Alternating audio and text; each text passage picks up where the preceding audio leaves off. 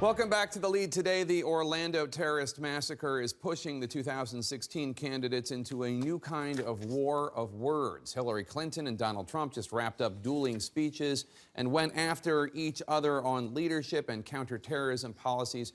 In the wake of the Orlando massacre, Clinton did it by suggestion. Donald Trump did it directly. This morning here on CNN, something we're not sure we've ever heard Hillary Clinton say before. She used the words radical Islam to condemn Sunday's tragedy. That's a phrase Trump has hounded her and President Obama for not using publicly. Let's bring in CNN's Sarah Murray. She's with the Trump campaign in Manchester, New Hampshire.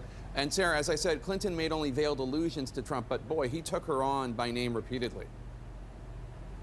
Absolutely, Jake. Today, Hillary Clinton said this was not a day for politics, but Donald Trump had something else in mind entirely. He went after Hillary Clinton. He went after Barack Obama, all as he tried to cast himself as the toughest candidate to fight terror. In the wake of the Orlando massacre, Donald Trump and Hillary Clinton are putting their commander-in-chief credentials on display. The Orlando terrorist may be dead, but the virus that poisoned his mind remains very much alive. And adopting starkly different tones. I refuse to be politically correct. The days of deadly ignorance will end.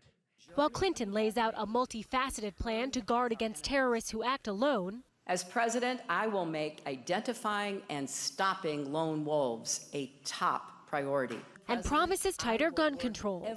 I believe weapons of war have no place on our streets. Trump is positioning himself as tough on terror, renewing his call to ban Muslims from migrating to the U.S., even though the Orlando shooter was a U.S. citizen born in New York. When I'm elected, I will suspend immigration from areas of the world where there is a proven history of terrorism against the United States. And claiming that Syrian refugees are pouring into the U.S. We have to stop people from coming in from Syria.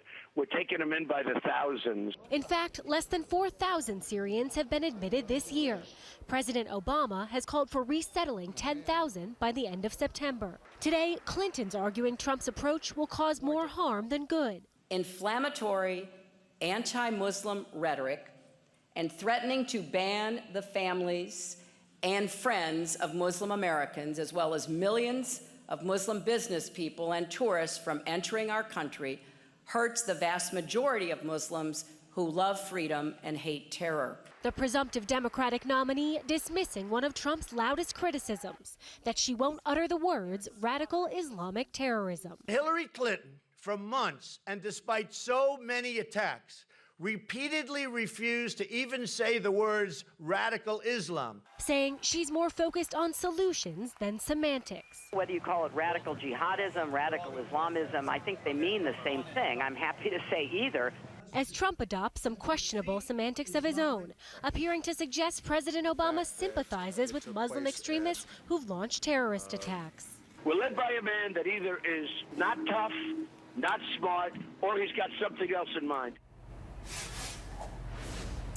Now, the Washington Post is one of the news outlets that seized on that last comment from Donald Trump, the suggestion that the president might know more about these terrorist attacks, things like the shooting in Orlando than he's letting on. And Trump decided that he did not appreciate that coverage very much. He took to Facebook today to say he plans on revoking the Washington Post press credentials. This is a theme we've seen within this campaign, them pulling the credentials of reporters or news outlets when they're unhappy with the coverage. And obviously an alarming one, Jake, from the perspective of many journalists who cover him.